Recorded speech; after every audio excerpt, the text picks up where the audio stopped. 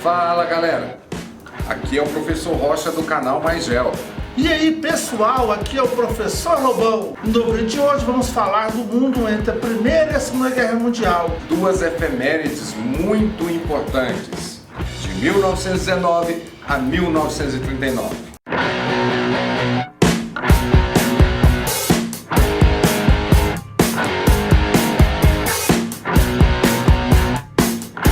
Antes de mais nada, gostaria de pedir para você se inscrever no nosso canal, compartilhar esse vídeo com seus amigos e acionar o sininho para você saber todas as vezes que a gente lança um vídeo para você. Não deixe de nos seguir nas redes sociais.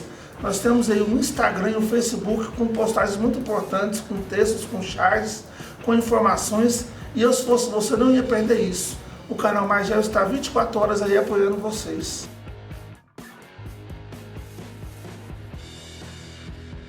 Pois bem, estamos em 1919, um ano após o fim da Primeira Guerra Mundial, e o mundo ainda se recuperando da destruição e também do desastre econômico que ocorreu através desse conflito que atrapalhou o mundo todo. Esse período entre guerras parece curto, mas é um período que teve muita importância na história da humanidade. É muito cobrado nas provas do Enem por causa dos grandes eventos que aconteceram nesse processo.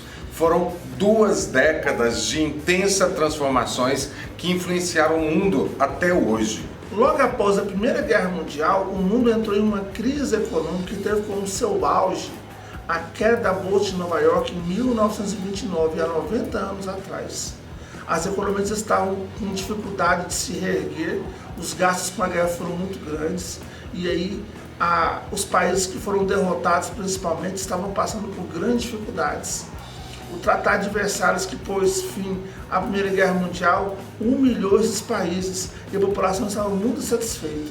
No período entre guerras, em 1929, a gente vai ter a grande crise econômica, a quebra da Bolsa de Nova York.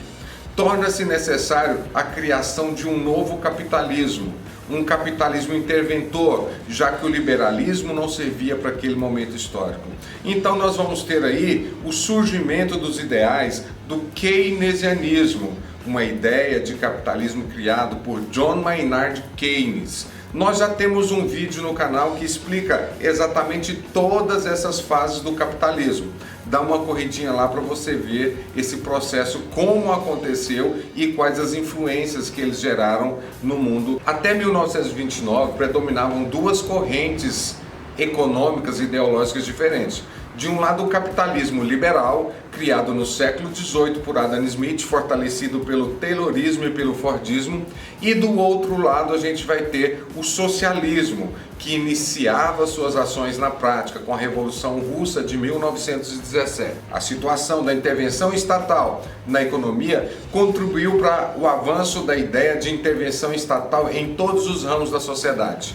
Isso incentivou muito o aumento das ideias fascistas. E nesse momento de crise você vai ter então essas ideias totalitárias ganhando força cada vez mais. E qualquer um que ousasse pensar diferente, que ousasse contestar, iria ser chamado de inimigo do Estado. Um exemplo que eu dou é a palavra herói. Para mim, herói é aquele cara que faz um ato heróico, que salva uma pessoa da morte, uma pessoa que é importante. Porém, o ministro da propaganda de Hitler, por exemplo, fala que herói é todo aquele que lutasse pelo governo nazista, inclusive até vigiando e denunciando seus vizinhos que ousassem discordar. Você vai ter um regime aí de um vigiando o outro, onde as ideias da liderança maior totalitária não poderiam ser questionadas. Quem ousasse questionar iria ser morto ou perseguido.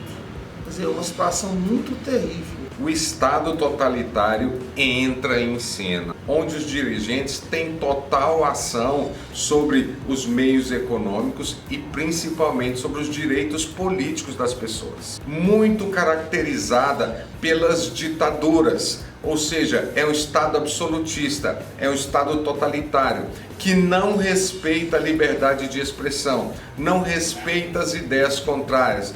Podemos agora listar algumas características importantes desses governos. Uma delas é o extremo nacionalismo, onde você tinha então a figura da nação, do povo, de nós somos importantes, nós somos especiais, como tendo grande força. Além do nacionalismo, você também vai ter o grande militarismo, onde você vai ter o exército, então, dando força para esses governos. Além disso, também podemos observar o anticomunismo. Tanto o fascismo como o nazismo, eles tinham como base, principal a luta contra o socialismo no mundo. E por fim temos a perseguição às minorias. Minorias que inclusive eram segregadas, eram colocadas em outros espaços e eram mortas por esses governos, especialmente durante a Segunda Guerra Mundial. Então você vai ter a criação de guetos, de bairros fechados aonde os judeus eram levados, e tem a perseguição contra os negros, contra os homossexuais, dizer, governos totalmente autoritários e segregacionistas. E aí você tem que entender uma coisa bem diferente. Esse Estado totalitário, ele pode ser tanto de esquerda quanto de direita. Ele pode ser capitalista ou ele pode ser socialista. Porque capitalismo e socialismo são modos de produção econômica.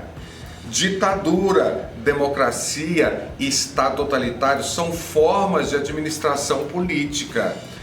Então existe essa diferença. O Estado totalitário ele pode aparecer tanto no mundo capitalista quanto no mundo socialista. Os primeiros estados fascistas foram europeus. Então, entre as vítimas dessa forma de governo, a gente vai ter os negros, os judeus, os ciganos, os homossexuais, os povos não cristãos. A Itália sofreu por um regime autoritário chamado fascismo. Após a Primeira Guerra Mundial, a Itália se tornou derrotada e sofreu imposições muito fortes, como o chamado Tratado de Versalhes. Isso gerou um grande problema econômico e a população estava sofrendo bastante. E surgiu então nesse país movimentos socialistas que tentavam poder. E é lógico que esses movimentos desagradou bastante a burguesia, que tinha medo de perder os seus privilégios. E em nome disso, essa burguesia então resolveu apoiar um governo antissocialista que pudesse então manter a sua riqueza, manter os seus privilégios. O grande expoente, grande líder desse movimento foi Benito Mussolini. Ele se tornou o grande líder de um movimento anticomunista e alçou o poder pelo Partido Fascista. O Estado totalitário na Itália teve como apoio a burguesia e a Igreja Católica. Ambos faziam vista grossa ao extremismo e à intensa violência praticada contra o povo, contra os trabalhadores. A justificativa para essa situação sempre era a ideia do nacionalismo. Para ter o apoio da Igreja Católica, foi criado por Mussolini o Tratado de Latrão, que reconheceu o Vaticano como sendo país independente, assim como é hoje. Eles evocavam a força da Itália forte para poder conseguir ter o poder. Nesse momento aí usa-se o nacionalismo exagerado para poder autorizar um grande líder a ter um poder cada vez mais autoritário. Além disso, foi tornado obrigatório o ensino religioso nas escolas e o catolicismo se tornou a religião oficial da Itália. A Itália então faz aliados externos, como por exemplo a Alemanha nazista de Adolf Hitler e também o Japão, formando o chamado eixo Roma-Berlim-Tóquio, que criou-se as bases para a Segunda Guerra Mundial. E aí, gostou do nosso vídeo? Sugira pra gente alguns outros temas, estamos aqui para compartilhar o conhecimento. Nos sigam nas redes sociais. Muito obrigado por tudo e até mais.